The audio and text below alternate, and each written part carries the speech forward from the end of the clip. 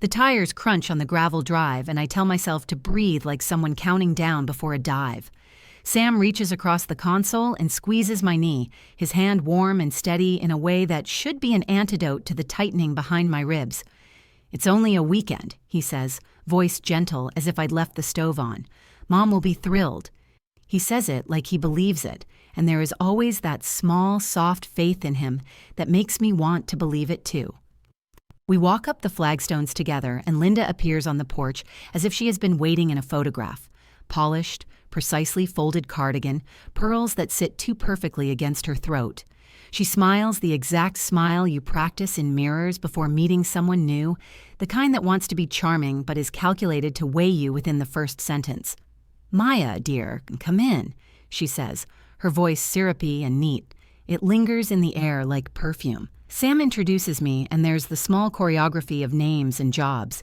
Linda's hand rests on my elbow, not cruelly, but like an inspector checking the sheen of something she suspects requires restoring.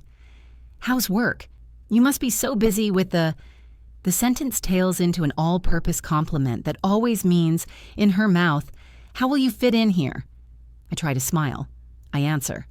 I feel my shoulders tighten in that familiar way, as if I am bracing to be explained away. I unclip my bag and slip my phone into the inner pocket, the way I always do when I go to their house. I don't say anything about it. No announcement, no dramatic reveal. It's a small, quiet affidavit I carry now. A battery on voice memo and a secret file where the small humiliations go to live. Sam knows, I think he does, in the way you can tell someone who loves you has learned the few things that make you keep your hands calm. He doesn't ask why. He doesn't need to. Linda's kitchen smells like lemon cleaner and coffee that's been kept warm for an hour too long. The tablecloth is ironed so flat it could hold a coin. Sam pours coffee for everyone, an orderly little ritual. Jenna swoops in with that laugh that can split a room if you let it. She slides into the conversation like a stone dropped into a pond, and the ripples reach me in the form of a sideways glance and a one-liner. "How's city living?" she says. More project manager than sister, and it sounds light at first, like a question. Then she dips the spoon into a saucer with enough exaggerated delicacy to be seen, not heard. "Do you ever worry about all the new things with apartments and caregivers and whatnot? Must be exhausting to keep up." There's a beat when the word caregivers doubles back, loaded with an implication about cost and sense, and, against the polite hum of the kettle, about competence. Everyone laughs. The kind of laugh that's quick and protective, meant to smooth things over. I force a laugh too, because sometimes that's what gets you out of a room with your dignity intact, laughing like you didn't feel the knife. But the knife was there. I can feel the heat of it in my palm because it's not just words. It's the way they fold me into their script, where I'm always slightly out of tune. Linda's smile tightens in a way I know how to read. This is an early audition for the rest of the weekend. Sam side-eyes Jenna with a look that wants a fight to evaporate. He shrugs as if the shrug could unclench the thing in his mother's mouth that wants to make me a problem to be handled. I lift my bag, fingers automatically brushing the phone where it's been recording 10 minutes of porch-level pleasantries. The habit started last winter, after the dinner where someone told me in a room full of people who pretended to listen that I was sensitive. Evidence is a small, stubborn thing. It sits in your palm like a coin you can never spend but can't throw away. I tell myself I'll use the recordings as a map, to show patterns, to prove that the tiny cuts were not isolated misfires, but trends. The recordings make me feel less crazy. We move into the living room, a framed graduation photo, a stack of carefully curated travel books. Sam squeezes my hand and I let him. I tell myself I am being dramatic, that perhaps the whole weekend will be unremarkable. Maybe I'll read a book on the porch and we will make a roast and everything will be ordinary. I tell myself these things because panic needs an argument. Then Jenna laughs again, lower this time, and says something that lands like a stone thrown through a window. It's meant to be a joke, or at least she frames it that way. We all want what's best for Sam. We just don't want anyone here to complicate things. Everyone laughs, again reflexively, in the way one laughs at a movie line that's not actually funny, because everyone else is laughing. Sam's smile is hobbling, the kind that knows something broke but hasn't figured out how to pick up the pieces without making a scene. I stiffen.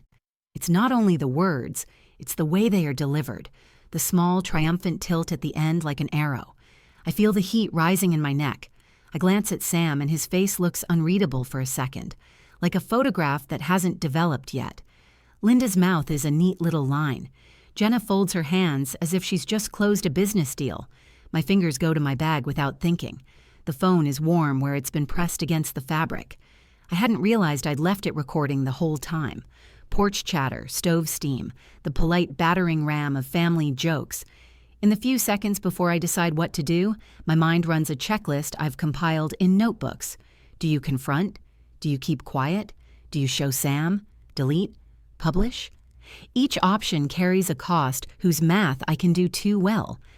I press my thumb to the screen and the timestamp flickers up. It starts where the porch small talk started and keeps going, faithful and indiscriminate. For a wild second, I'm grateful. There it is, the truth that doesn't care about my need to be liked. Then my stomach drops because gratitude is stupidly honest, and also because I realize the recording didn't just capture microaggressions to be filed under evidence. It has the kind of language that can burn things down. I don't play it yet. I tuck the phone back into the pocket like a live thing. The house feels suddenly smaller, even the ceiling seeming to bend closer. Sam says something I pretend to hear. Linda offers another cup of coffee. Jenna jokes about holiday foods. I smile, and the smile is a little false at the edges, because whatever is on that file is no longer just lines on a tape. It's a choice waiting for me, and if I choose wrong, I might lose more than my temper. The apartment is almost too quiet when I get in. Sam's jacket is flung over the chair like an afterthought, his keys still on the counter. Little excuses that he was here, that the ordinary thing between us still happens. I put my bag down, the zipper rasping, and for a ridiculous second I consider hiding the phone in the freezer like a character from a bad thriller. Instead, I sit on the couch, knees tucked up, and fish the phone out of the lining where I slipped it while we were at his parents'. A small, furtive weight that suddenly feels like a compass. I plug the earbuds in and press play. The room shrinks to the size of the small voices in my ear. The radiator ticks a metronome. At first, it's the safe kind of family noise. Polite laughter, the clink of cutlery, Sam asking about my job with that warm, apologetic curiosity he uses when he thinks someone else is being spoken about. There's that little way his voice softens around me, as if he's panning out the conversation to make room. Then Jenna's laugh cuts in, bright, too loud. She's sitting across from me in the recording, an echo of the way she filled the room, arms on the table like a general. She says something about my pasta choice, a taste joke, the kind that would be forgettable if it didn't have that tiny edge. I want to tell myself I'm being paranoid. That tone policing is a hobby I took up after a few too many microaggressions. But the earbuds are a surgeon's instrument, and they pick up the tremor in her syllables I missed standing there. I rewind. Play again. My heart does a stupid animal thing. It skitters. The small talk slides into a private cadence. Someone else is in the background, Mark, I think, saying a comment that scores the air and gets a laugh. I'm suddenly very aware of how loud my own breathing sounds. Jenna's voice narrows, and for a second, it isn't the same woman who told me about the new baby shower games. Her laugh drops like a stone. She says, clear as glass, "This won't look good if she starts making noise about how we treat her. People will believe the footage. People love a story with someone to blame. We just have to make sure it's about her being unstable, not us." There's a pause, a scrape of a chair, then another voice.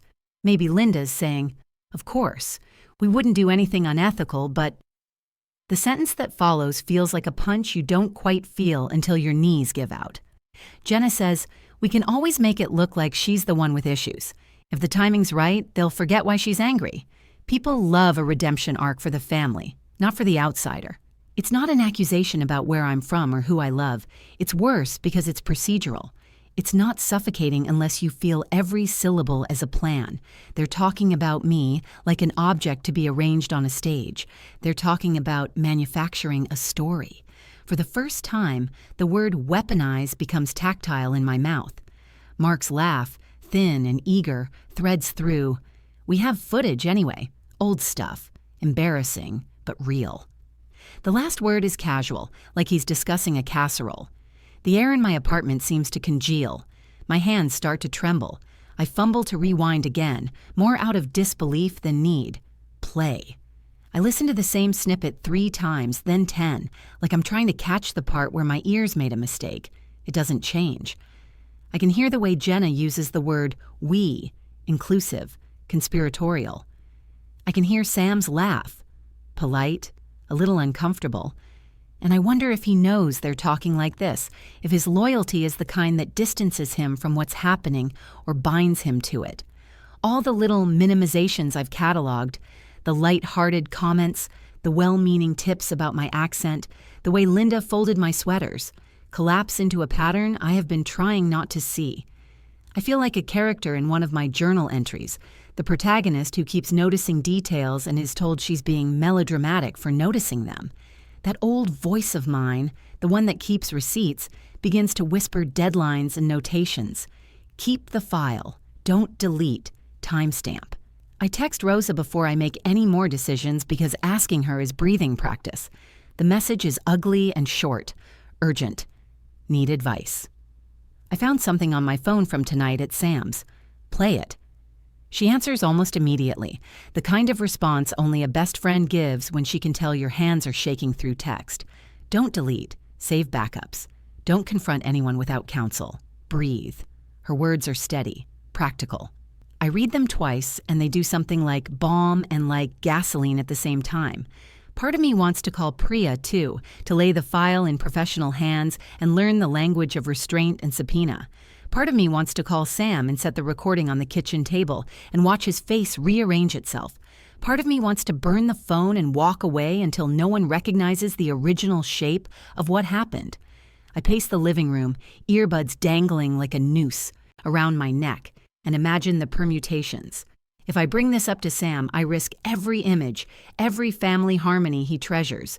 If I don't, I sleep with compiled evidence of intent pressed to my ribs like a foreign thing I'm not allowed to name. Both options are a kind of exile. I open the file properties, make a copy, send one to my email, one to an anonymous cloud. My thumb hovers over a message to Sam that I can't write. The rational syllogist in me says preserve evidence, seek advice, set boundaries. The person who wants to be part of a family whispers that I should erase it, take the graceful path, the one that doesn't make people choose. Rosa's next text lands, I'm coming over. I'll bring tea. Legal contact? Priya? We'll figure it out. She doesn't ask what I want to do. She assumes we will not let this be smoothed away by a promise. I thumb another message, shorter this time, to Priya. I have something I need you to listen to. Wait. The cursor blinks like a clock. The recording sits in my phone, innocuous as a pebble, and I realize the thing I most fear is not the words themselves, but the moment I have to say them aloud. To Sam, to Linda, to my friends. Hear this. Decide. Outside, a bus hisses. Inland in the quiet of the apartment, Jenna's voice repeats in my head, we can make it look like she's the one with issues. I lock the screen and feel the file like a held breath. Then I start typing an explanation to Rosa. My thumbs stutter. My pulse has a new, impatient rhythm. If I play it for Sam, will he hear what I hear, or will he hear only the thread of family loyalty? If I don't play it, how long before the footage they talk about finds its way into a group chat and everyone else hears their version first? I press send on the text to Rosa and begin to write the message I might send to Sam, knowing it will be the smallest possible bridge between two irreconcilable rooms. My fingers stutter. The apartment is suddenly full of ego, what I could do, what I should have done, what will be done to me. The phone vibrates with Rosa's confirmation. On my way. I hit play one more time because I cannot not hear it. The pause button glares back at me like a question. I tell myself I'm being conversational about it. Curiosity, not accusation. I brew coffee, stir it too long until it's cool and bitter, and sit at the little table where we always land when everything else feels slippery. Sam is on his phone, thumbs moving through something that doesn't matter.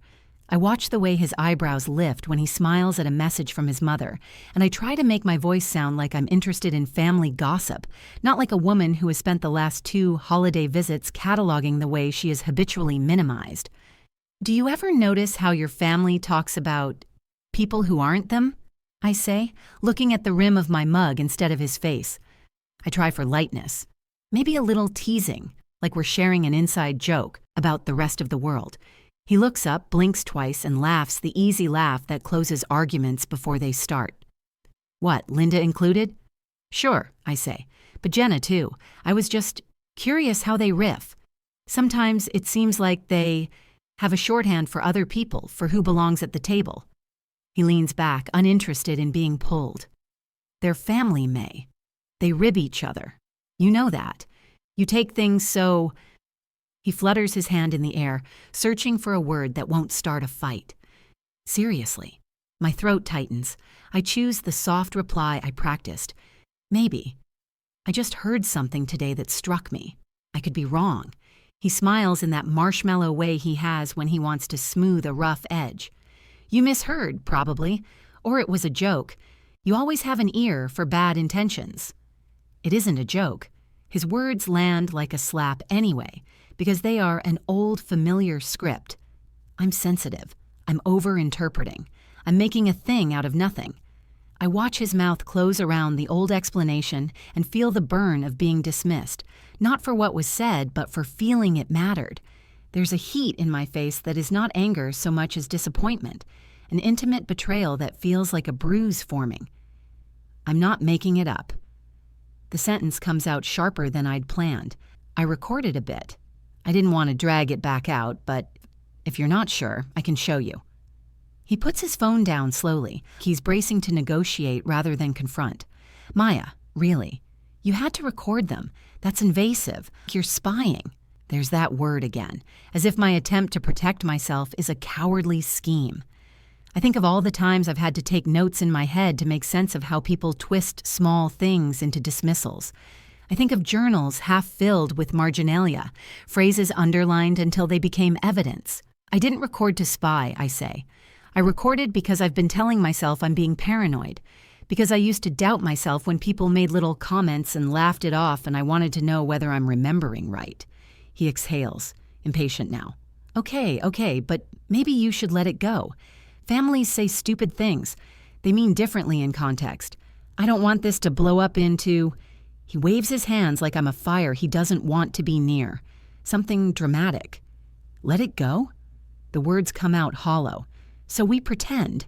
I'm careful, but the care is brittle. So when someone says something that makes me feel small, I swallow it because it spares you discomfort. The silence stretches. He looks at me the way you look at a complicated instruction manual, willing to find the safe answer, unwilling to read the full thing. Maya, don't make this weird. Fine. If being reasonable won't work, maybe being direct will be what it takes. I reach into my bag, palms sticky with coffee, and pull out my phone. I feel ridiculous, my heart thudding like a bad drum, like I'm producing some contraband.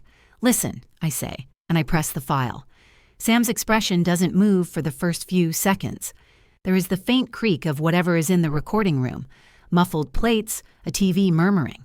Then Jenna's voice, sharper than she lets people hear when Sam is around, like a blade with a laugh wrapped around the handle. She says my name, or the pronoun that pointed to me, with a casual cruelty that makes my ears burn. There's Linda smoothing the edges. There's a joke that isn't funny because it lands on the axis of my identity. Sam's fingers tighten around his knee until the knuckles go white. His jaw works. His lips part, then close. He doesn't say anything. He doesn't move to defend me, doesn't look at me for clarity, doesn't even seem to breathe differently. I expect some surge, anger, denial, some rapid motion to protect me. Instead, his face calcifies into something unreadable, like a clock paused mid-tick.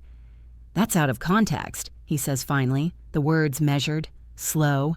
They're not the comforting words I want, and they're not the roaring protectiveness I've needed in other fights. They are small and strategic, and they feel, in that moment, as though they were chosen to bridge both sides of a widening gap. It's not out of context, I say. They're talking about me. He swallows, and I see the muscle roll down his throat when he does it.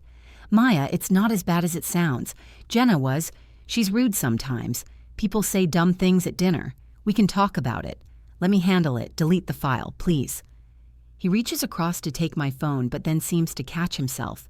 The hand hovers, uncertain whether he should be helping me or reaching for the phone as if to confiscate evidence. I pull my arm back. I can feel the old instinct. Protect, tidy, fix, warfare with the new one. Hold on, remember. Be principled. I can't delete it, I say. I need to keep it. For me. The word "for me" is a small thing, but it sounds like a bell. He stares at the file on my screen like it's a burning coal. The easy boy facade he wears to cushion the world for his family's sake is gone. What's left is raw and bifurcated. I can see the cogs running. How to preserve his family image without losing me. How to script an apology that leaves no one too damaged. He presses play again, more carefully, as if listening for a detail that will make it all a misunderstanding. I read his face, the way I read old case notes, searching for the motion that tells me which side the body will fall to. His eyebrows pull in. His mouth forms a line. There's no immediate defense. There's no ready condemnation. Just a silence so complete I can hear my own breath. When the clip ends, he looks up at me, and for a single second I think I might have him. His eyes are wet and bewildered in a way that would, in another life, signal the start of an alliance. Then he closes his mouth, and the unreadable settles back in like a coat he can't decide whether to put on or hang up. He says, "It is the smallest, most dangerous word." Okay. He asks me to delete them like it's a favor I've been asked to do for the dishwasher. Casual, easy, an errand. He sits on the couch, palms flat, eyes pleading in that soft way he does when he wants the world to tilt back toward family equilibrium. "Just delete the files, Maya," he says. "Please, I'll talk to them. I can handle this." Delete the files. The sentence lands in my chest like a hand over a candle.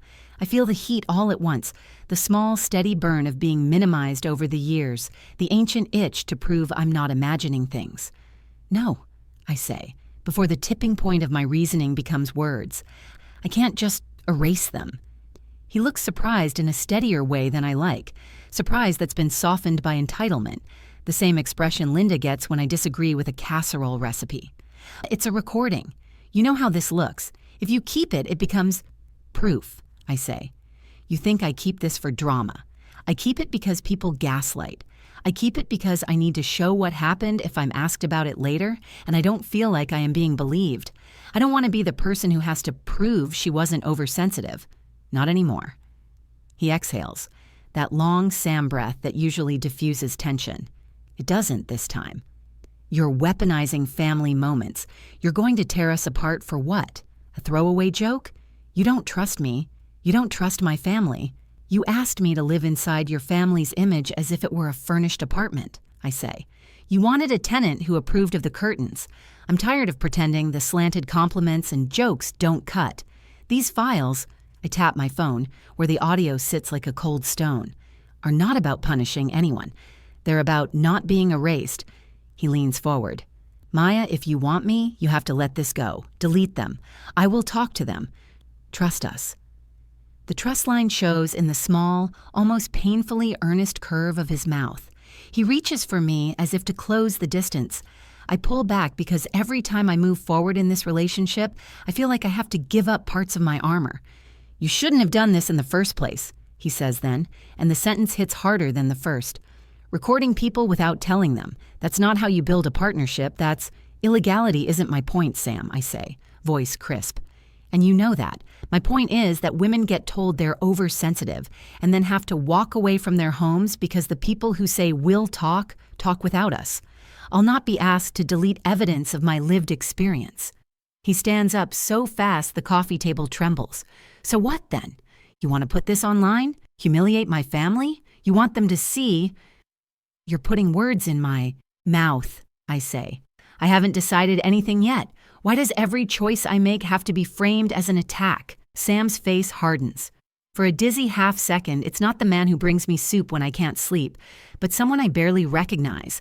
His jaw taut gets trying to hold back a larger shape. "You could have talked to me without a recording," he snaps. "You could have respected our space. Instead, I protected myself," I say. I protected myself because when I told Linda that her jokes stung, she smiled at me and told me to learn to laugh. When Jenna crossed a line, she doubled down. This is the only thing I have to prove it didn't happen in my head. His face crumples for a beat like glass bending. You don't get to make these decisions alone, he says quietly. Not with my family? My mouth is dry. Why not? Why is it theirs? Because this is our life, he says, and I won't let you. He stops, as if finding the right phrase. I won't let you make enemies of my family, not for files on a phone. Enemies? The word tastes like copper. I am not trying to make enemies, Sam. I am trying to survive your family without being required to disappear. He throws his hands up, shoulders lifting like a shrug qualifies as an argument, then delete it or leave. I stare at him. The apartment seems to tilt. The light from the window does an impatient sweep across the rug. He socks his hands into his pockets and looks like he's trying to reconcile two incompatible maps of the same territory. You're giving me an ultimatum? I ask. Because that's not a partnership. He sucks in a breath. I'm giving you a choice. Either you're with me, undisputed, or what? He doesn't finish because he doesn't need to. The threat hangs in the air. Choose the family that will choose each other, or be cast out. It's the old script I've been anticipating since the first awkward holiday dinner. He moves toward the door. I'm going to talk to them, he says. I need to clear the air. This isn't something I want to drag out with you here. I'll go now and explain. Explain what? I blurt. That I recorded everyone? That I'm an unhinged interloper? He pauses with his hand on the knob, and for a second his face softens in a way that almost undoes the damage, almost convinces me that he can do both. Keep me and keep them. I'll explain it my way. He opens the door. The hallway smells faintly of his cologne and lavender from the neighbor's plant. The door clicks. He's gone. I stand in the middle of the living room, the hum of the refrigerator and the distant muffled sound of someone in the building laughing, like a laugh from a different life. My phone sits heavy in my palm. I could delete the files right now. I could hand him the weapon he believes they are. I could be the woman who complies. I do none of those things. Instead, I pick up his phone from where he left it on the kitchen counter. The screen is unlocked. He always forgets his PIN when he's upset, and a message thread is open. Right at the top is a text to Linda. I need you to hear what Maya did. Not what she says happened, what she did. I read it twice. My stomach drops. He's already started to tell the story his way. My hands are suddenly very cold. A notification pings from Messages. A new group has been created. The title, Linda Fam, blinks on the screen like a lit match. I have two choices. Trust him to be fair or assume what I have always suspected. I open my mouth to call him, but his number goes straight to voicemail. There is a sound from my phone, a second ping. Then the first message in the newborn group chat from Linda. We need to talk about Maya. Mrs. Patel from 3B is on my landing before I've even kicked off my shoes. Breathless, she ran up 3 flights just to be first with bad news. She looks like she's apologizing for something I haven't done yet. Your sister-in-law stopped by, she says, as if that should surprise me less than anything else. Jenna. She was very flustered, left a voicemail for Sam, said, well, it sounded nasty. My stomach does the thing it does when someone mentions Jenna, and the room gets narrower. I ask for the voicemail like it's a menu choice, curious but trying to act casual. And Mrs. Patel starts recounting Jenna's voice. Sharp, tight, an undercurrent of menace that doesn't bother to be polite. Something about snooping and violating trust. She said she found something on Sam's laptop. I told her you weren't home, but... Oh, she left a message. She sounded... Oh, Maya, I'm sorry. Those 2 syllables, my name, ring like a bell in a small chapel. I'm aware of the bag slumped on the chair where I tossed it when I got home. My phone is still inside it, nestled against my notebooks and the stubborn, spiraled journal I use to sort out the kind of days that then become stories. The recording lives there, too. I feel the weight of it like a foreign object under my ribs. Before I can ask to hear the voicemail again, before I can decide whether to run or to stay and face whatever this is, my phone vibrates in the bag like a trapped insect.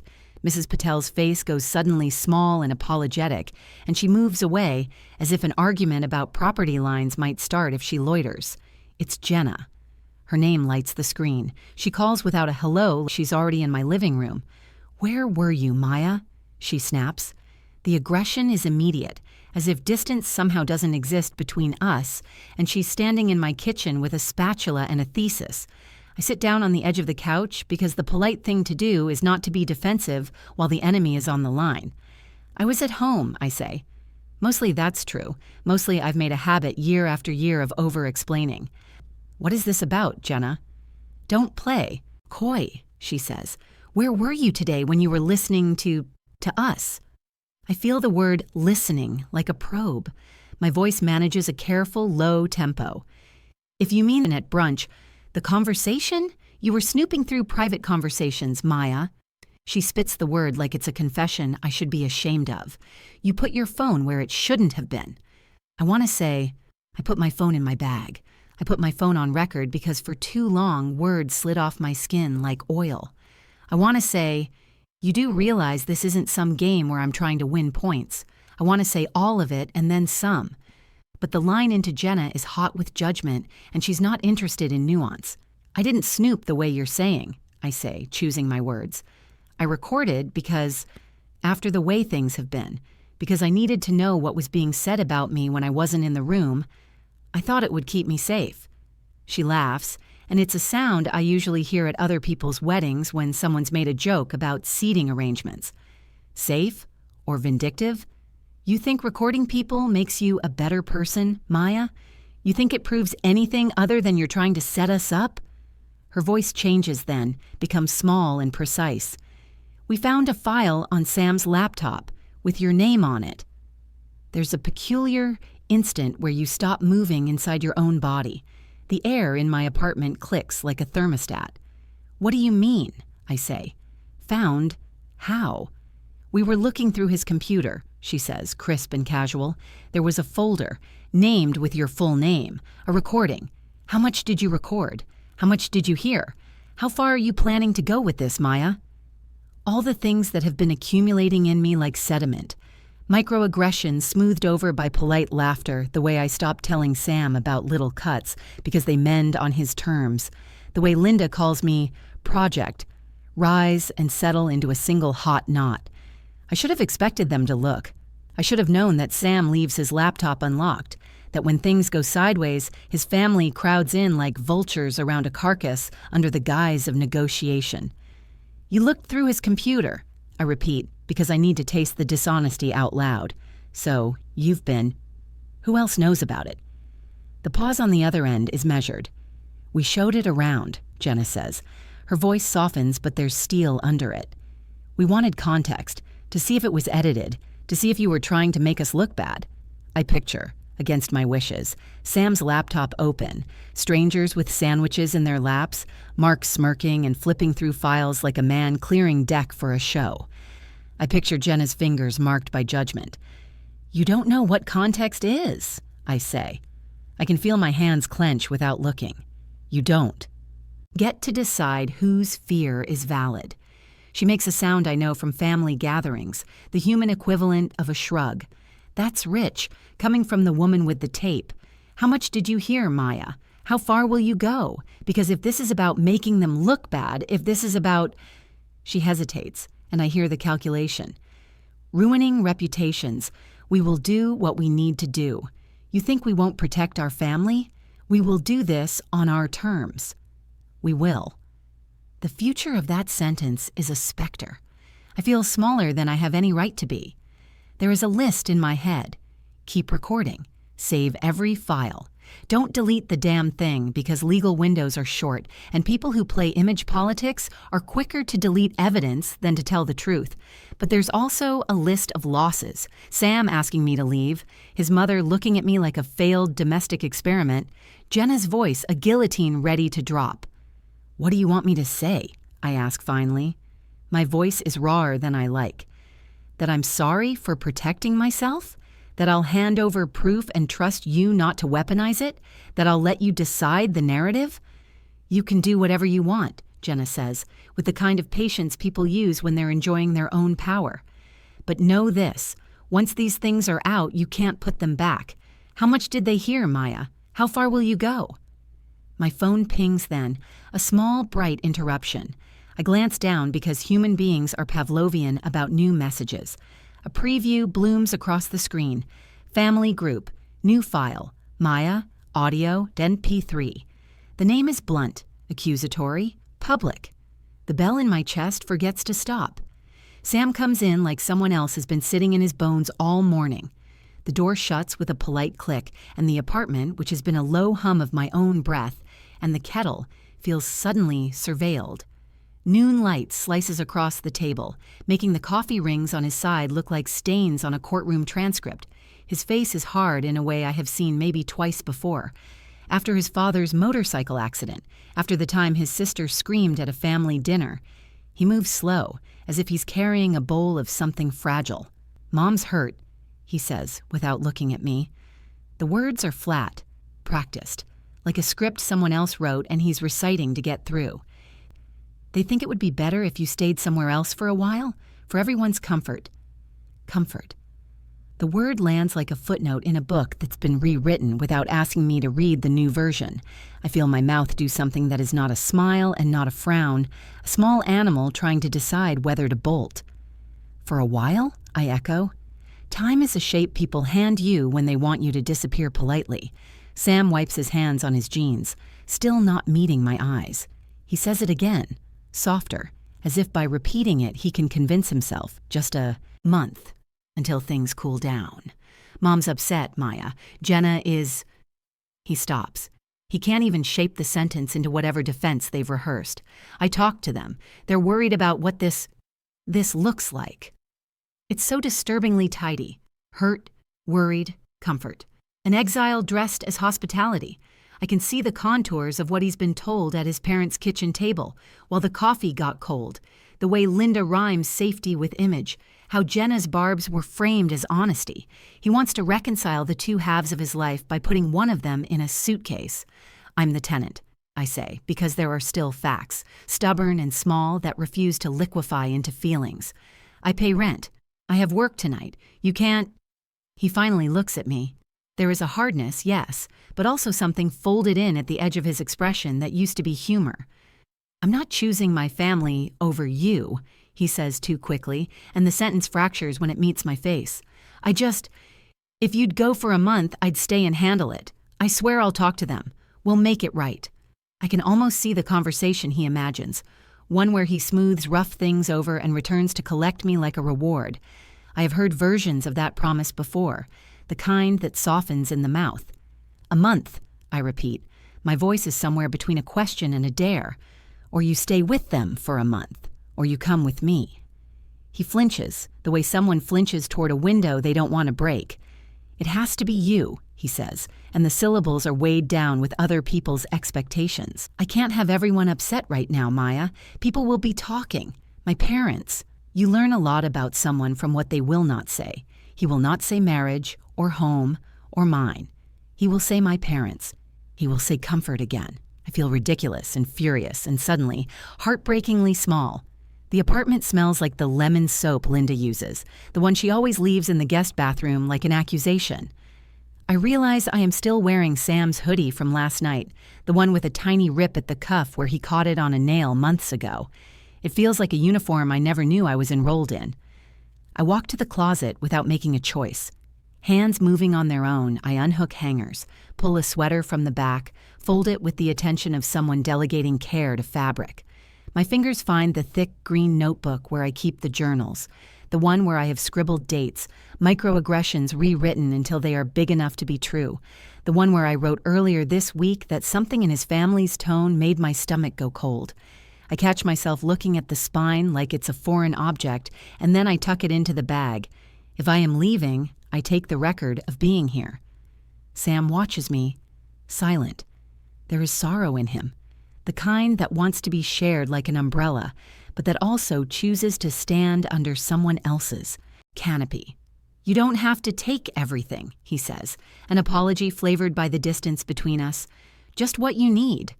What I need, I repeat. The proverb has never felt less universal. What would I be without the ritual of making this apartment ours? Without the mugs with chips we ignore, the plant Sam keeps alive by forgetting it exists, the chaotic stack of takeout menus. We have created containers for our life together that now may be suddenly emptied. The practicalities arrive: utilities, keys, my mail. I imagine myself stepping out and out into an apartment that will arrange itself around my absence. The thought of that physical rearrangement is almost as violating as the idea of the family table where I've been called a problem to fix. A month is suddenly a long enough time for narratives to harden, for people to pick a side and carve it into bone. Please, Sam says, and the plea is small and a little childlike. It unsettles me more than anger does. I put the journal on top of a t-shirt, unzip the bag. He stands a little closer, bridging a distance I did not realize had been measured in inches of avoiding conflict. I love you, he adds, like proof. Love is not a document you can pack, but it is a reason people give to do things that remove the people they're given to. I fold a pair of jeans, then fold them again because the act of folding is the only thing steady in my hands. He reaches out, thumb finding the band of my wrist in a motion that is older than our fight. If you leave, I say, and I hold his gaze the way you might hold a fragile object up to the light. Will you stay with them so it looks like you did what your family wanted, or will you stay here and ask them to leave us alone? Sam's face collapses for a second, and I see the tremor of the man who wants to please everyone and ends up pleasing no one. He opens his mouth to say something that might be both true and devastating. The buzzer downstairs clicks. Someone buzzes up. The apartment seems too small, like the air might be filed and stamped. I slide the journal deeper into the bag, the pages whispering against cotton.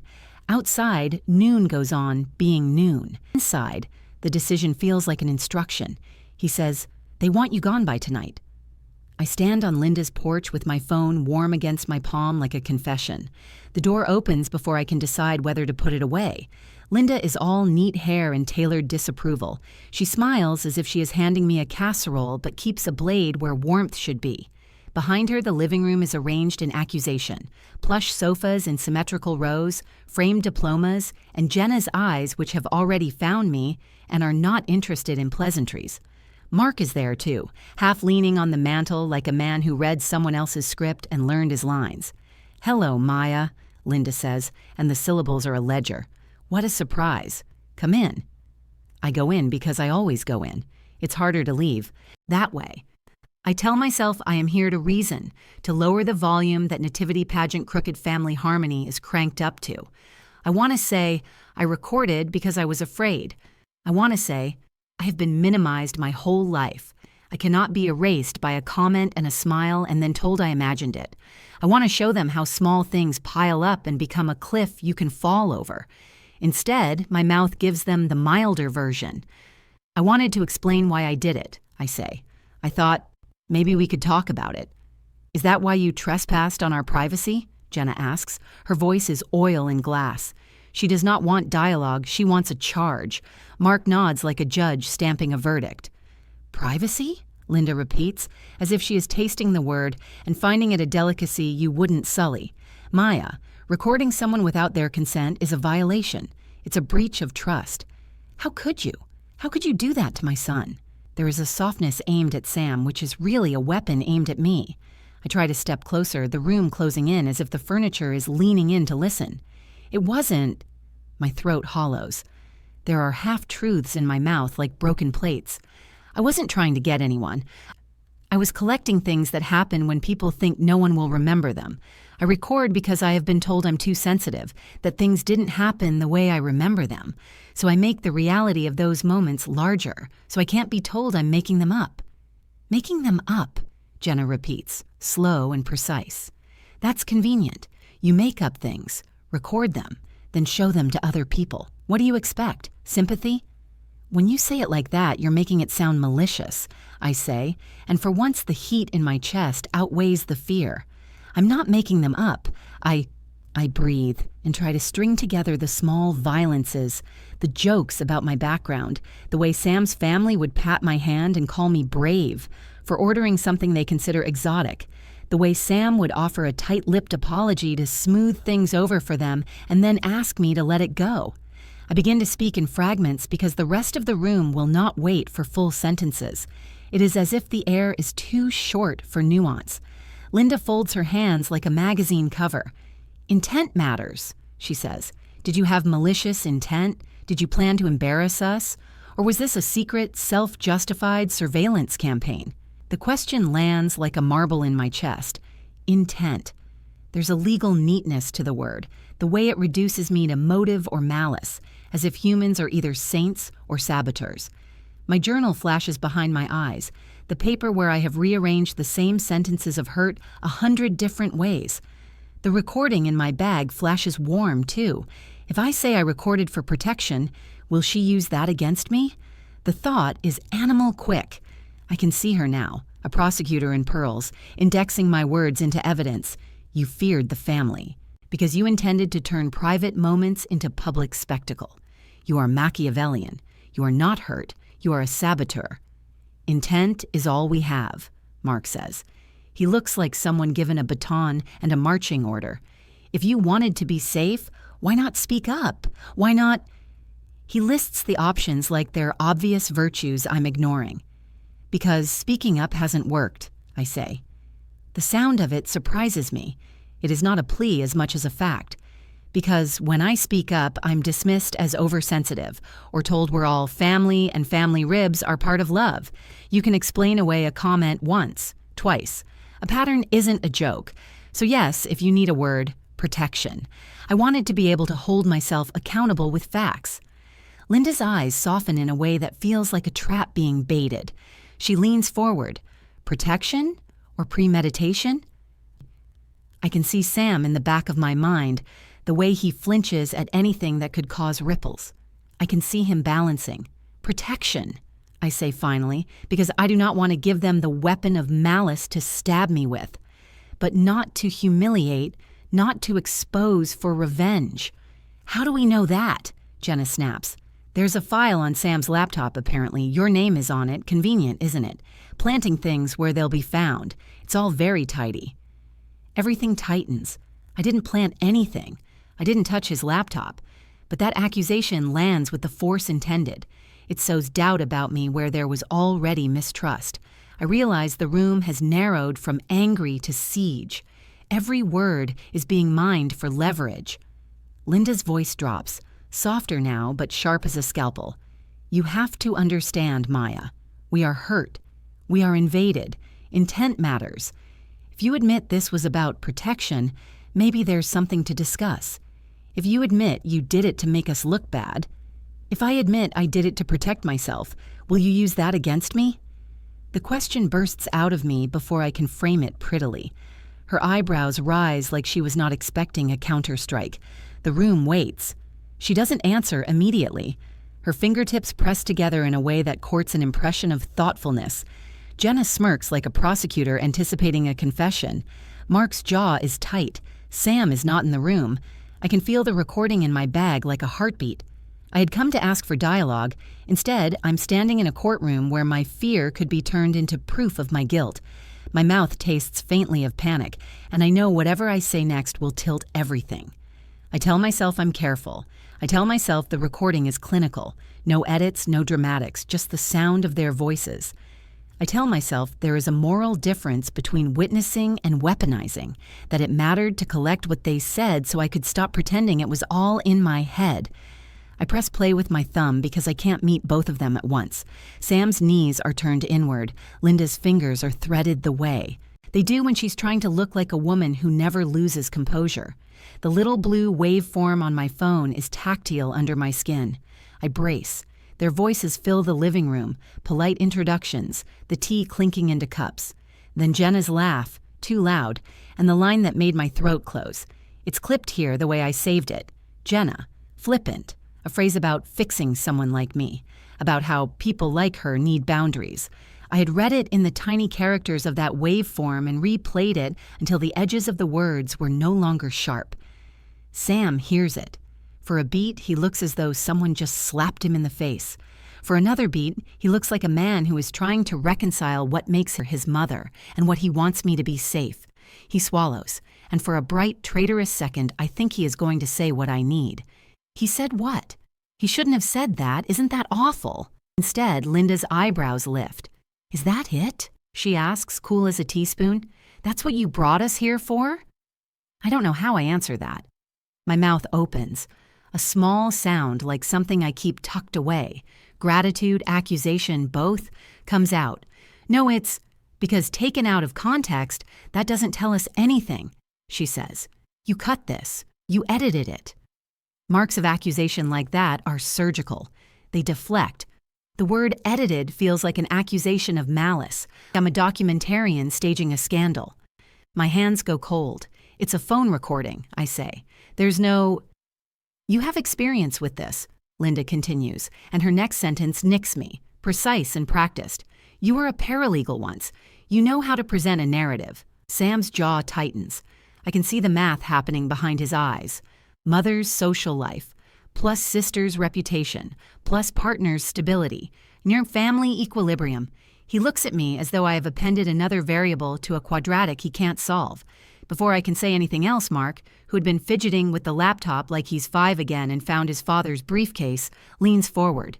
He plugs in a USB with the casual menace of someone who thinks humiliation is a family game. No one loses. While we're being honest, he says, maybe we should look at the broader record, huh? He drags the family videos folder into the player. The living room fills with a different kind of noise. Birthday songs off-key, a slideshow of summers.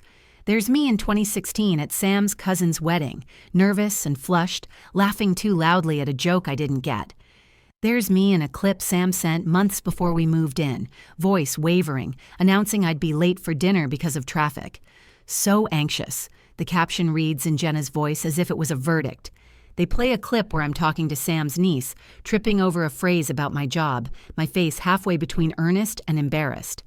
Mark's voice narrates over it in real time. See? Always dramatic. Little performance. Jenna snorts when a younger me stumbles through a joke. Linda taps her nails together. The images are small, mundane. The implication is enormous. This is pattern, Mark says, not asking. This is a woman who edits her feelings into the narrative. It lands like a hard, cold thing. My chest wants to cede ground.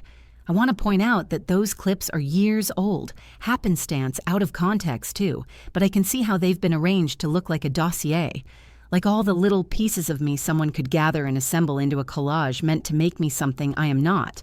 Obsessive, dramatic, unmoored. You're taking things, I say, but my voice is thin. From a moment. You can edit any moment. Exactly, Linda says, the word an elegant scalpel. You can take a single piece of tape and make it sound like something else.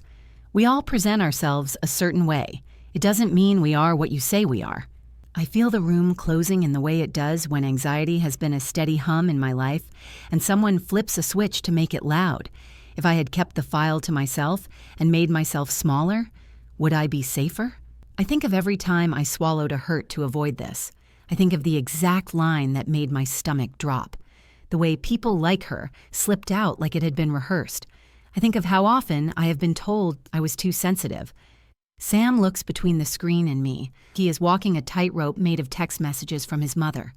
Maya, he says quietly, and the name is an attempt at tenderness that gets caught on barbed wire. This looks, and it doesn't help your cause to bring us a segment. You should have explained before. Explained? I laugh, a sound that is too sharp. Explained what? That you were all laughing about me behind my back? It wasn't that, he protests. That's not... Then tell me, I snap. Tell me what it was. Tell me why Jenna said what she did. Mark, as if on cue, slides another clip forward. It's older footage of me in a meeting where I lose my composure. One of those videos Sam had thought was private, a laugh he sent to his brother. Mark's grin goes wide, triumphant. And here you are again, he says. So emotional. So fragile. I feel absurd, like a specimen under glass. My proof becomes the evidence against me because my past is being polished into an indictment. The recording that was supposed to be a shield is now the arrow pointing to my heart. Linda reaches into her purse and produces a little legal pad. Intent matters, she says softly, as if teaching a child manners. What you intended with this recording tells us more than the words themselves. Did you mean to stir? Or to repair? Repair. The word is a paper weight. I look at Sam for help, for any sign he'll name what I heard, but he looks tired, torn, already moving toward an answer that keeps the house intact. My hands fidget with the phone. The screen lights the small tremor in my thumb. If the truth can be sliced up and reframed like this, then what is a fact stripped of context and rebuilt into a story that fits someone else's narrative?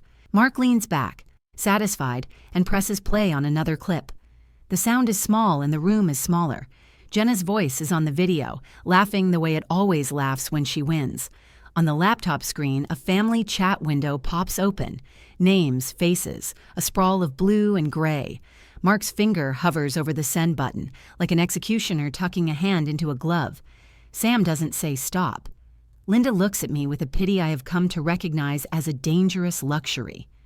I realize then that this isn't just about proving something anymore. It's about who gets to control the narrative. The recording sits in my palm like a hot coal. I want to throw it at them. I want to shove the whole raw file into their mouths and force them to hear tone and cadence and the exact cadence of cruelty. But Mark's finger moves. The message line fills with a thumbnail of one of the old videos, my thumbnail, and dozens of family members' avatars hover like birds. My breath goes thin. Don't, I say, but it's a whisper, small enough to be ignored. Sam looks at me as if I've asked him to choose between his past and his future. The phone vibrates against the couch when Mark hits send. My phone feels like a landmine all night. I keep it face down on the counter and pretend the vibrations are the pipes. Everyone's texts come in little staccato bursts. Rosa first, then Jenna. No, not that Jenna. Then the group chat where a friend with too much empathy and not enough tact writes, "Girl, take him and run." And an ex-colleague who paints everything in pragmatic strokes. Preserve the file. Don't forward. Don't post. Rosa calls at 11. Her voice is all direct lines and not messing around. "Bring me the phone," she says, "and don't come to the apartment. Meet me at the diner, 20 minutes. The fluorescent hum of the diner is comforting and neutral, like a white noise blanket. Rosa arrives 15 minutes late, hair in a messy bun, eyes sharp as she says, "You did the right thing recording. That's not your fault." She takes my phone like it's evidence and not mine, plugs it into her old laptop like she's opening a shoebox from childhood. The screen shows a single audio file, Dinner, 2025, 07 Tiu Iro Fort M4A. My hands are steadier than I expect. Friends pop in over the next hour in text form, some practical, some brutal. One asks bluntly why I didn't just stand up and call them out in the moment. Another tells me to lie low, delete everything, pretend I misheard. I imagine deleting the file and missing the tremor in Jenna's voice that meant more than words. That's the thing. Even now, with the audio on loop in my head, it's not just about the legality. It's about whether someone who loves me will look at what's here and stand with me. Priya joins us at midnight. She's calm, precise. Everything I like about legal minds and none of the courtroom theatrics. She's a former paralegal, and I watch her like a surgeon examines an x-ray. "First rule," she says, "don't spread the file. Minimize copies. If you've already sent it anywhere, tell me who." I say no, and I mean it. I've forwarded it to no one. Even a coward's ethics have lines. She plugs the phone into her tiny travel hard drive and begins to narrate, slow and unflappable. Two main considerations: jurisdiction and participation. If you recorded a conversation you were part of, many states are one-party consent, meaning it's legal. If you were eavesdropping on a private conversation between other adults, some states require all-party consent. There's also the question of expectation of privacy. Were they in a private room? Was the conversation in a space where privacy would be expected? She doesn't try to comfort me, just gives dimensions. If this escalates to court, civil or criminal, the file's admissibility depends on authentication. We need metadata. We need to show there's been no tampering. That's why you don't open it on public Wi-Fi, why you don't email it to 10 people, why you don't post it. If they accuse you of editing, a forensic analyst can examine the file and the device. It's costly, but possible. Costly how? Rosa asks. Her mouth is a line of latitude. She never lets me romanticize a fight. Priya names numbers that make my stomach drop. Hundreds to thousands for a basic review, more if the analysis becomes a contest. But legal is not just money, she says. It's time and emotional energy. Litigation is a spotlight. It magnifies everything. The law might give you rights, but it doesn't give you family. I think of that. Not giving family. If the law is a set of tools, family is the currency you spend or hoard. The more Priya explains the legal options, the torts of invasion of privacy, the possibility of using the file as evidence in a defamation suit if they lie about what was said, the mechanics of authentication, the less sure I am that I want to spend my life in fluorescent-lit conference rooms arguing about the tone of someone's voice.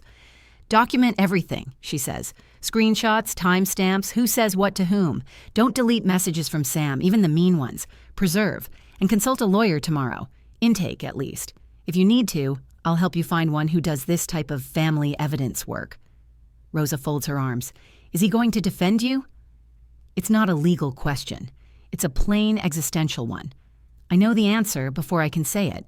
I don't. There's a practical bell in Priya's voice that snaps back. If you want me to do a preliminary forensic read, I will.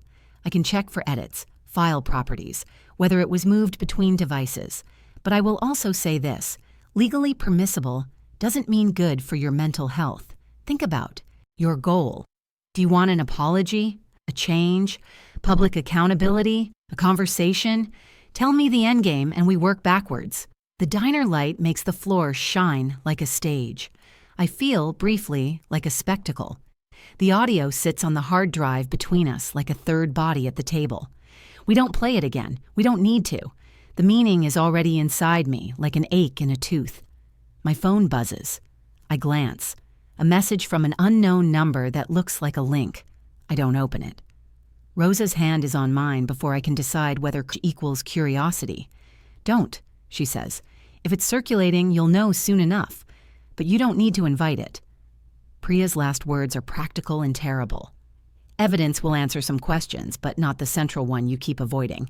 If Sam chooses family over you when the cameras are off and the legal advice is neutral, no amount of forensic proof rescues that.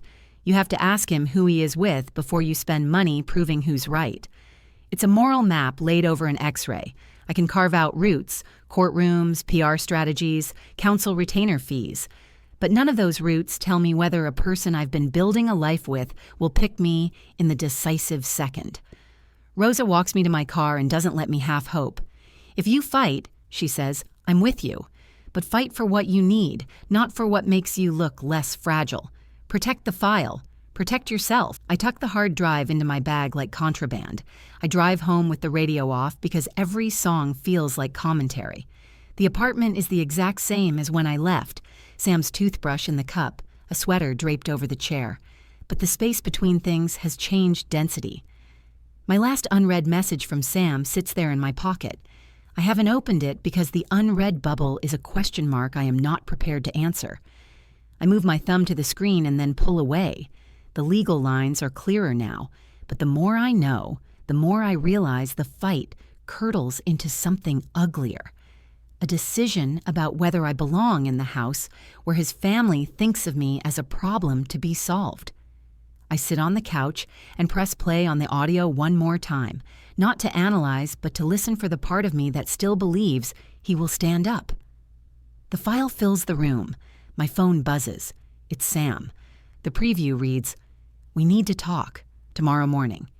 He says it like it's a weather report. 1 month. Sam says, like he's offering a neutral, temporary set of dates.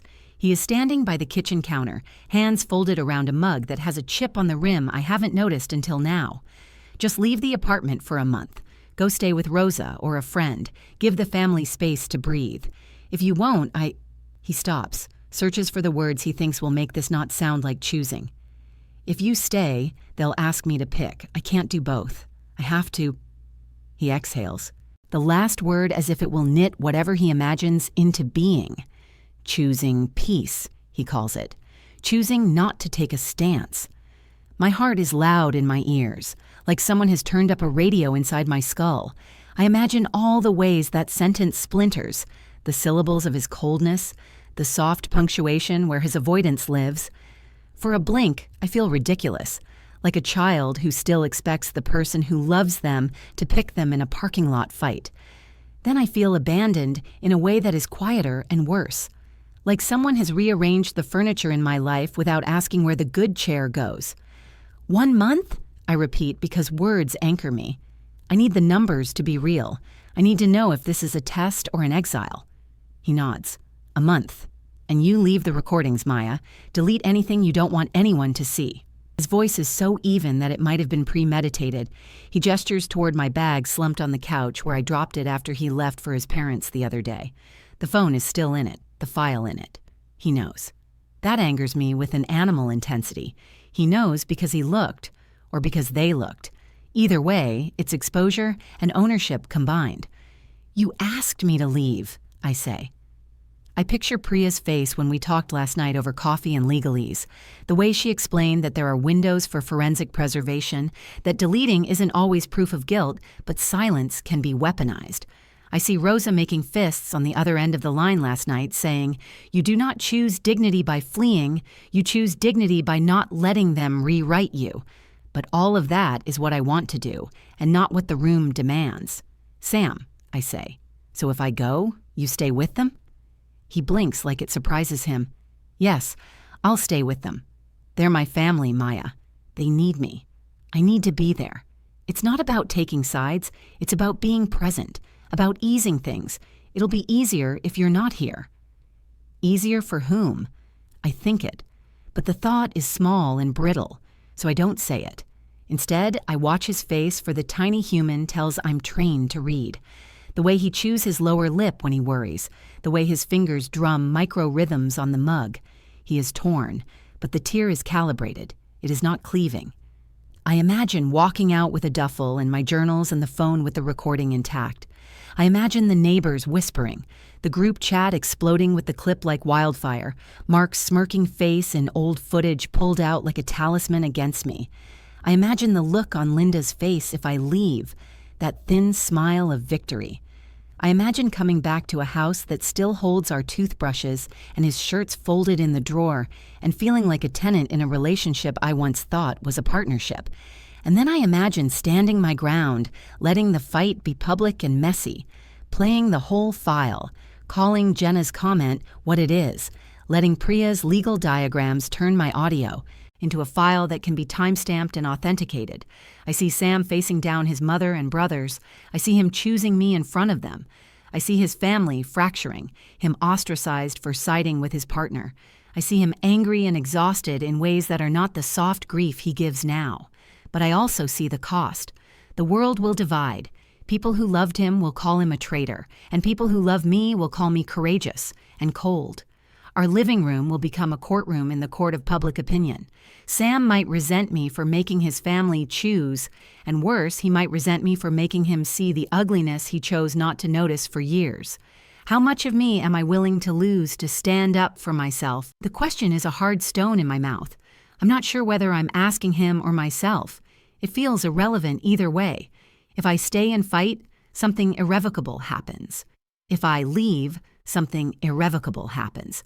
The relationship will be scored. The maps of our future will get rewritten with a felt-tip pen. Please, Sam says. It's the worst word in his vocabulary because it's a plea disguised as a solution. Please, Maya. For me, for the family. Just go for a month. Let me try to fix it. For you, I repeat. For me is the default melody, my own private song. For you is a chord he cannot sustain. When I look at him, I am cataloging the past 3 years. His laugh, the way he drifts to the window when he's thinking, the nights we stayed up mapping out vacations and grocery lists, the small kindnesses. They are all sharp-edged now, as if someone polished pain into usefulness. And if I don't? I ask because I need to hear the price. He swallows. Then they'll ask me to choose, and I won't be able to be with both. I don't want to lose you, Maya. I need peace. He uses the word peace like a talisman. It makes me absurdly tired. Peace for him means being able to sit in the same room as his mother without being asked to account for herself. Peace for me would be knowing my partner takes my dignity as seriously as he takes his reputation. The apartment hums with all the things we haven't said. My phone buzzes silently in my bag. The secret file is a small, hot coal in my palm. I haven't decided whether to throw or keep. I think of my journals stacked on the shelf, organized witnesses. I think of the months before, when microaggressions were brushed off and I taught myself how to breathe through erosion. I think of Rosa's voice, fierce and uncompromising. You do not have to choose disappearing as a strategy. I need to think, I say, because it buys time and because I need it. My mind is a courtroom with too many judges. Sam nods like he understands. He leaves his mug on the counter without washing it like he always does when he's nervous. The kettle clicks off. Outside, someone drills in the block above, a banal human noise that promises the world will keep existing no matter which ruin we choose. I cross to my bag. My phone in my hand suddenly weighs like a decision. I can delete a file and walk out. I can walk out with it and hope the law protects me. I can stay and force the choice into the open and risk everything, including him. I dial Rosa without looking at the screen. Her voice comes on, immediate and fierce as always. She says, "I'm at the apartment," I say. "He wants me gone for a month, or he'll choose them." Her intake of breath is a weapon. "And what do you want to do?" I imagine the next sentence before I say it, and it tastes the way truth usually does, metallic and necessary. "I want him to choose me," I say, "but I'm not sure what I'm willing to lose to force that." We're at the long table under Linda's skylight, the one that makes every face look smaller and more exposed. People have rearranged themselves like a jury. Sam opposite me, his mother at the head in a blouse so immaculate you could iron a lie on it, Jenna perched by the wine like a sparrow ready to peck. Conversation flattens into polite forks-on-plate clinks. I tell myself not to be the weather vane. I refuse to dissolve into silence the way they prefer. If I'm counted out, I want to be counted out on my own terms. My phone is face down on the linen, the screen a silent black. I keep wanting to flip it over, to check for messages, for a lifeline, and keep not doing it. There's a comfort in the weight of it, a small, predictable thing in a room where everything else feels like a negotiation. Then a neighbor's laugh, too loud, high, and mirthless, and Sam's sleeve brushes mine. He glances down at his own phone and the color drains from his face like someone turned the lights off on a portrait. He swallows. "They posted something," he says too quietly. The phone vibrates against the wood like a mosquito. I let it buzz. I already know what I'm about to see. Not a text, not a photo, but that clip uploaded to the family group chat, the one that has the rest of that visit in its shadow. I told myself I could control the narrative by keeping quiet, by holding the recording like a scalpel for when I might need to open something that had been stitched shut. I never signed up for it to be lobbed into a public arena. Sam lifts his phone. The group chat blows up like a dam broken. Jenna's name pops first, rapid fire, shocked-faced emojis. "Oh, how could she?" From Mark, Linda's polished finger poised to type, but instead sending a link. The tiny blue bubble tells me the clip is there, playing in the palms of 20 phones I know by sight. They start forwarding it. Someone outside the family posts it to the neighborhood chat. Within minutes, a copy is on the community Facebook page with a caption designed to bait, "You won't believe what was said at our table." People I've waved to in the hallway, people who don't know my middle name, are already tagging other people. My inbox is a series of small explosions. OMG. R. You okay? This is ugly. Then the ones I dread. Forwarded comments from distant relatives I've met twice. Manipulative. Did she record them on purpose? You can't go around filming people. The tone is not curiosity. It's verdict. "Mom," Sam says, and his voice has the pleading edge I remember from childhood when I broke something and wanted to hide the evidence. "Please, stop." Linda's phone dings, and she looks at the screen, a practiced expression of hurt arranging itself like jeweled cloth. "This is unacceptable," she says aloud, not to Sam but to everyone, the way people used to announce illnesses at funerals. Recording people without consent. What kind of person does that? Jenna's movements are theatrical now. She's laughing at nothing, the kind of laugh that masks a knife. She left her phone on purpose, she tells the room. She wanted to ambush us. Who does that? Mark nods, satisfied. It's all staged. I can feel my pulse in my throat. I want to tell them that the tape is not a trap, that I recorded because words have mattered in this house for a long time, that I kept it because I was tired of being told I misheard things. Instead, I hear someone at the end of the table, an aunt by marriage who has never liked me, say, "This is why people don't trust newcomers." A child glances up from his plate, baffled by the adult temperature, used to being insulated from the kind of talk that sticks like oil. On my screen, a message from Rosa blinks. "I'm calling the moment you're free." Priya sends a single taut line. "Save everything, don't delete. Document who shared it." But those private cords don't reach across the room. They flicker like ships in fog. The comments spread faster than I can breathe. Someone posts a short clip from last summer. Mark's hands editing it like an evidence reel. An old video of me laughing at a dumb joke, the kind you make when you're trying to belong. Someone overlays text. "She's in on it." The insinuation is surgical. It finds the softest part of me, the part that still wants to be liked. "See?" Linda says, sweetly sharp as a bone. She gets a reaction. That's the performance. She isn't interested in family harmony. She wants an audience. I have rehearsed responses in my head for nights on end, measured things I could say if I were a courtroom lawyer or a priest. None of them land when a small chorus of strangers starts parsing the tone of my pause like a forensic team. It's astonishing and humiliating to watch your interior life become a docket. People I barely know argue about my motives as if they have expertise. I am a case file being annotated with other people's assumptions. Sam stands then, an animal between his cage and the open door. He leans in, voice low. "Please, Maya, let's not make this worse." The words are not an attempt at solidarity.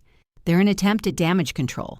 He always goes for the thermostat. He wants to lower the temperature until nothing volatile remains. I want to tell him that the temperature was changed long before I hit record. I want to tell him that what's happening now isn't about making things worse. It's about what was already worse. Someone beside me taps their phone and holds it up like a medal. The thumbnail on the screen is grainy. Jenna's voice a fossilized pulse. I can feel the room leaning into it, hungry to be explained. I should be furious. I should storm out. Instead, I do the strangest thing. I stand so that my profile sits against the skylight, and I let the light make a halo nobody intended. "You can call it manipulation," I say, voice steady because my body has run out of tremors. "You can call it a stunt, or you can call it what it was, words, said. Here." Linda's lips press together until her mouth is a thin line I want to erase. Jenna's face shifts. For a heartbeat, I see the shape of what she looks like when she thinks no one is watching. Cameras and screens don't care about that half second. Sam looks like he's been split in two. One part of him reaches for my hand. The other part is already looking at his phone, seeing how the rest of the world is framing us. "Please," he says again. Quieter, to me and to the room and to the buzzing world beyond the skylight. A new notification pops in, loud and obscene. The clip has been shared to a public page. Someone in the thread writes, "This is trending." The word smells like gasoline. My phone erupts with a dozen new vibrations, and the room narrows to the size of my palm. I realize I am not just being parsed by my family, I am being annotated by an entire hive of strangers. They will form conclusions faster than I can extract context. They will decide whether I'm a liar, a victim, or a villain with an attention problem. Rosa's name lights up on my screen again. Priya's message reads, "Call me, now."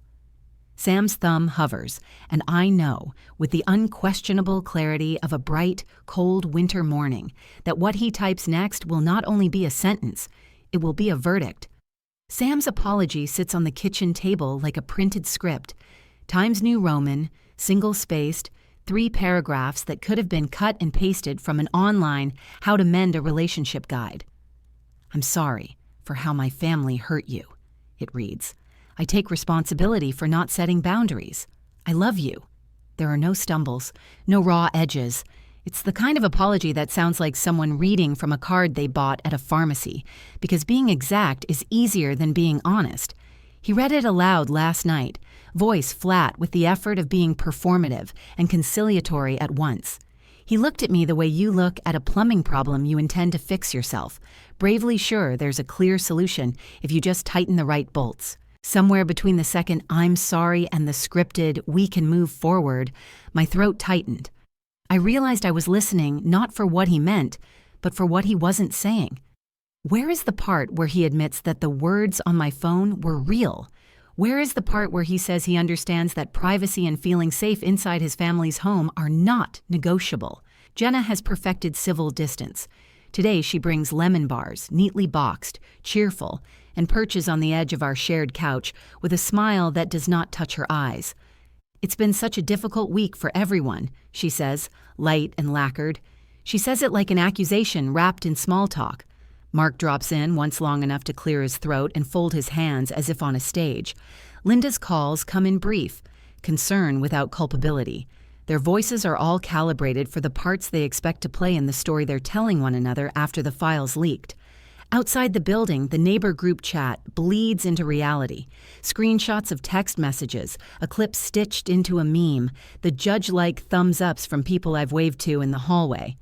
"What a mess," reads one bubble. "Can't believe she did that," reads another. The chat is a small town condensed into pixels, unforgiving, gleeful, and insistent that they know the truth because they have a taste of the spectacle.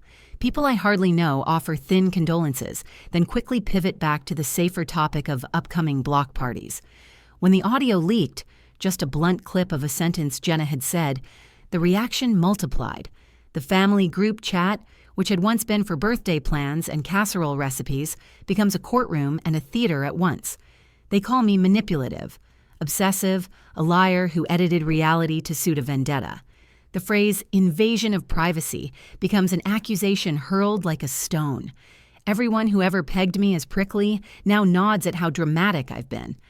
I open my journal and keep my handwriting steady because ink doesn't lie the way people do. I write the things I can't say out loud, that I am tired of being the one who must prove the skin-deep wrongs inflicted upon me, that I did record the conversations because I'd been taught to believe my memory was fragile. A woman's memory softened until it fit other people's stories. The file on my phone was a last resort ledger for a pattern of being minimized, but the ledger changed me in ways I hadn't anticipated. Listening back to Jenna's voice, the casual cruelty did not only confirm that I was right, it started a reframing inside my chest. If these are the people Sam breathes with, the people he protects with his silence, what place is there for me? Not as an object of charity or project, but as someone whose feelings are primary. That reconstruction, unromantic, almost bureaucratic, is frightening and clarifying at once. Priya's legal notes sit under a stack of mail. Definitions, statutes, what constitutes consent, and reasonable expectation of privacy in a home where you are not the sole owner. Rosa sits on my couch late into the night and refuses to let me romanticize staying. "You're not asking for the moon," she says. "You're asking for basic decency. If he can't do that, you don't owe him your dignity." Her words are arithmetic and balm. She speaks in plays of common sense, evidence, counsel, clear boundaries. Sam gave me the ultimatum like a final exam. "Leave for a month," he said, "disappear into the cushion of Rosa's couch like a punctuation mark, and let the family breathe, or stay, and let him choose them." He put time against our relationship and called it generosity.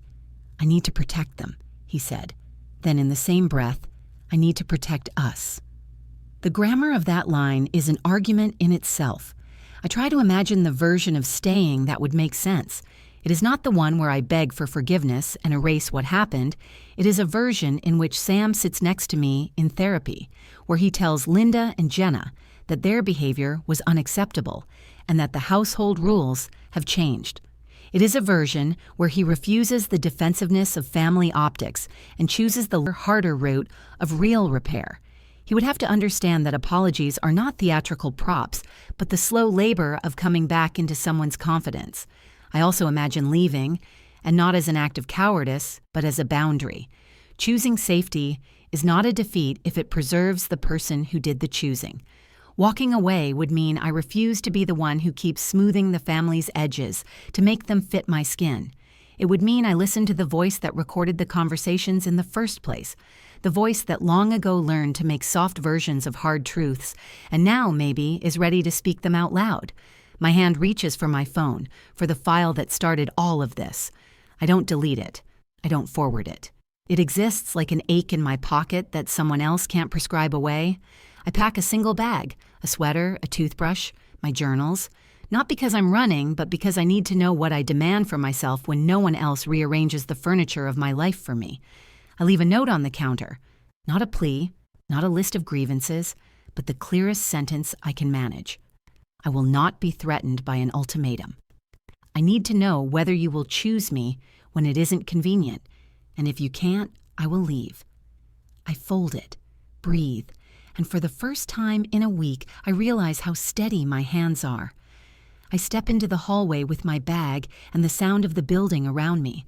100 private lives, all full of their own compromises. The door clicks shut behind me like a punctuation mark I can choose to hear as an ending or a pause. If he follows, I will listen for truth. If he doesn't, I will make a life that does not require me to keep apologizing for being entire. I don't know which will come first, but I do know what I will accept now. I walk down the stairs, and the phone buzzes. A message from Sam, unread, and another from Rosa. I'm outside.